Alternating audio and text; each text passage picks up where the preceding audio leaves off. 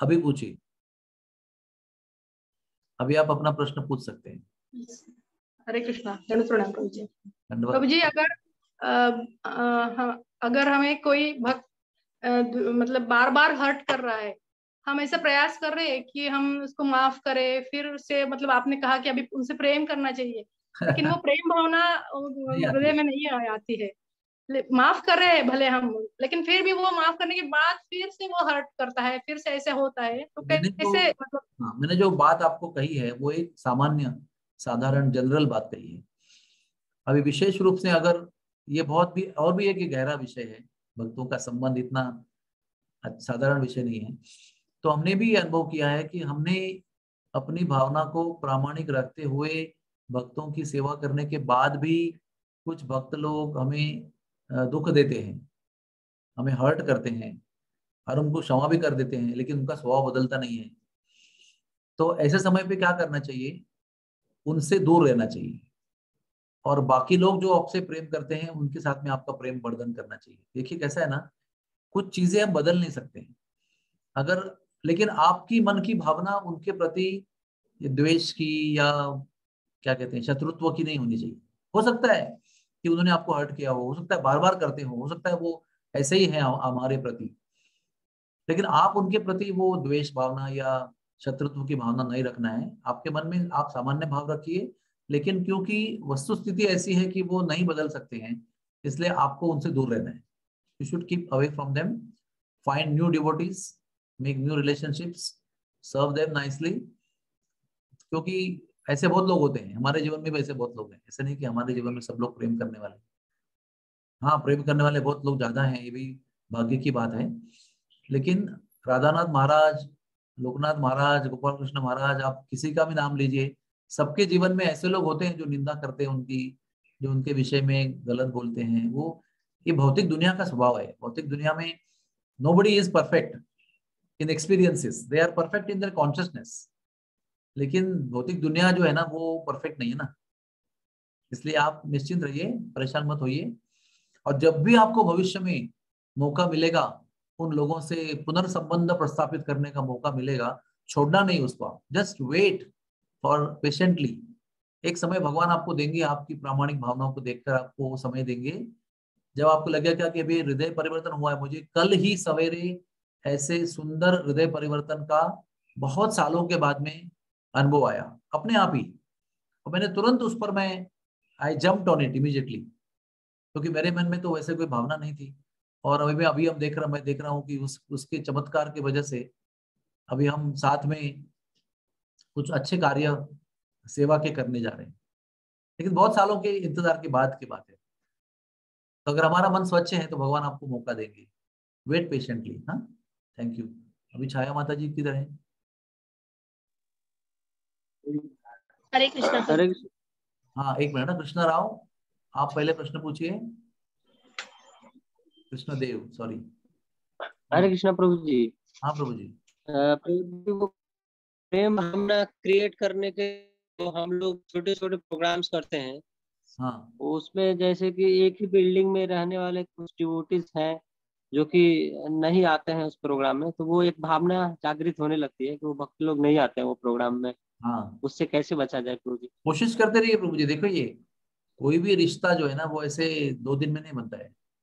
रिश्ता एक पौधे की तरह है, इसको सालों साल जल देना पड़ता है, खाद देना पड़ता है, धूप से सर्दी से बचाना पड़ता है, तब जाके पौधा धीरे धीरे बड़ा होता है। मेरे घर के सामने भी हमने कदम का पौधा लगाया है, काफी सालों के बाद में वो भी बड़ा हो गया है। तो आप क्या कहते हैं उसको, बी पेशेंट। आप थोड़ा सा संयम से रहिए, और बार बार उनको प्रेम से बुलाते रहिए। आपके बार बार बोलने से कभी तो उनका हृदय पिघलेगा ना एक दिन। तो डोंट गिव अप। अरे मैंने 3 बार उनको बुलाया और 3 बार वो नहीं आए, नॉट नेसेसरी। वो संबंध जो है ना वो धीरे धीरे बनते हैं, और उसमें संयम की आवश्यकता है, उत्साह की आवश्यकता है। उत्साह और धैर्य से संबंधों को बनाना चाहिए, तो वो धीरे धीरे बढ़ेंगे और आगे जाएंगे। ठीक है? Yes, thank you. यस, और कौन है?